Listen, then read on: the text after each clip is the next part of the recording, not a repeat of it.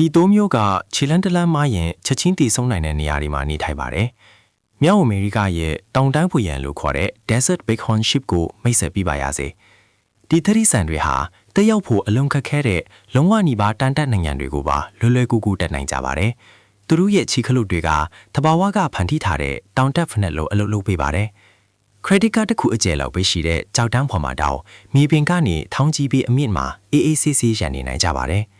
အရွယ်ရောက်ပြီးသားအထီးတွေမှာအလွန်ကြီးမားပြီးလင်းလှဲနေတဲ့ဥချိုတွေပေါက်လာပြီးအရှိထုံးပေချိုအထီးရှိနိုင်ပါတယ်။အဲ့ဒီဥချိုတွေဟာတဦးရဲ့ကိုလီချင်းစုစုပေါင်းရဲ့10%လောက်အထီးရှိနိုင်ပါတယ်။ဥချိုတွေကိုအသုံးပြုပြီးခေါင်းချင်းဆိုင်တိုက်ခိုက်ကြတဲ့အခါတောင်တန်းတစ်လျှောက်လက်နက်ဖြစ်တန်းလို့အတန်ကြီးတွေပဲ့တင်ချက်တတ်ပါတယ်။သူတို့ရဲ့ခေါင်းခွန်ကအလွန်ထူပြီးထိခိုက်မှုကိုစုပ်ယူပေးနိုင်လို့ဦးနောက်ကိုတန်ခမောက်လိုကာကွယ်ပေးပါတယ်။ဒါအပြင်ရေမတောက်ပဲလာတော်ကြအသက်ရှင်နိုင်ပြီးအပင်ထဲကဆိုးဆိုးမှုကိုဒါအားကိုပြီးနေထိုင်နိုင်တာကမုန်တိုင်းထဲခန္ဓာရထဲမှာအောင်းစရာစွမ်းနာတစ်ခုပါတယ်။တောင်ချင်းရေလို့မူဆိုးတွေလိုက်ဖမ်းလာတဲ့အခါတို့ဒီကအလွန်ကြီးမားတဲ့အကွာဝေးတွေကိုခုန်ကူးပြီးမူဆိုးတွေလိုက်မနိုင်တဲ့ကြောက်တောင်းတွေကိုတက်ပြေးသွားနိုင်ပါတယ်။ဒါဆိုဒီတောင်တိုင်းတို့ကတင်တွေ့ဘူးသမျှထဲမှာအခက်ခဲဆုံးခနိုင်ရည်အမင်းဆုံးတရိษံလား